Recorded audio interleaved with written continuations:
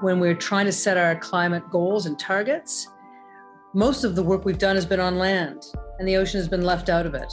And yet the ocean has done most of the heavy lifting for us, taking up about 40% of fossil fuel emissions to date.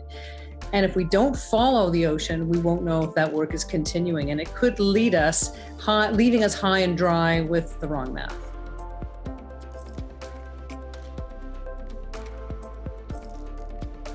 The problem here is that if we don't take the ocean into account, essentially we can't reach our climate targets. We think we're going to reach them. We set our carbon net zero goals on land, assuming that they're going to take us to the climate targets. But then let's say the ocean suddenly stops operating in the way it has in the past. And there is an indication that that's happening.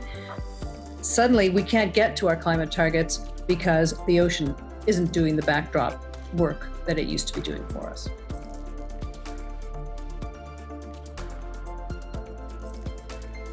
Well, the critical solution here is to properly observe the ocean so that we know absolutely without a doubt how much carbon it's taking up, how quickly that's changing, so we can track our carbon targets properly against the ocean baseline.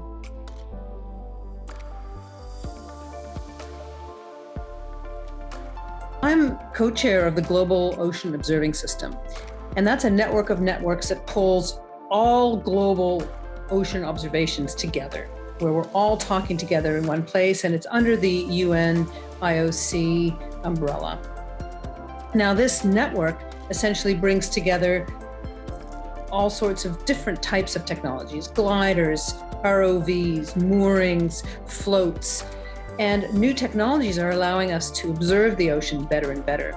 The problem is that it's still a little bit here and there. You've got a little observing system here and one over here. What we need is for that all to be linked together. So the Ocean Frontier Institute is proposing a globally linked international initiative, and we would like to start with the North Atlantic as an exemplar.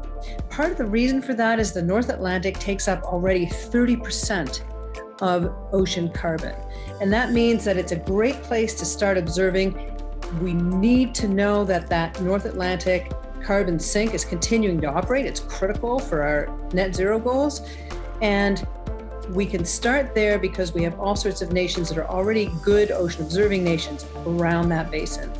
We pull them together as an international initiative, and we, for the first time, will be able to pull together that information for policymakers and others.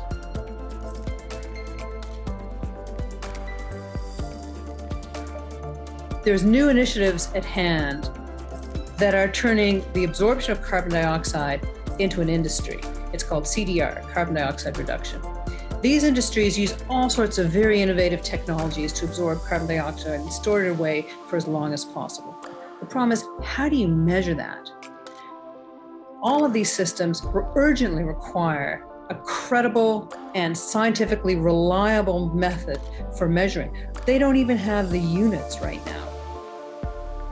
What's a carbon unit? Is it kilogram per month? Is it a kilogram per square meter? Like, we don't have those units tightly agreed upon. So we need a framework for ocean carbon dioxide mitigators to work within in order to have credible numbers, so if they want to have their carbon credits and so on, we can believe them. They need to show us that we can believe them.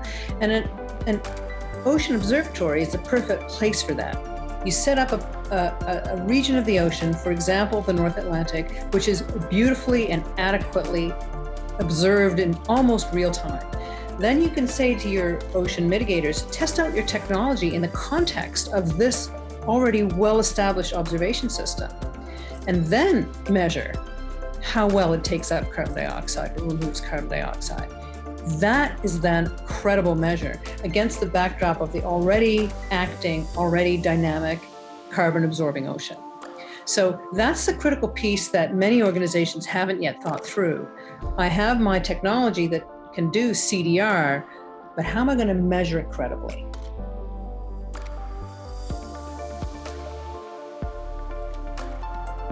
The critical piece of this is that we don't want to do business as usual.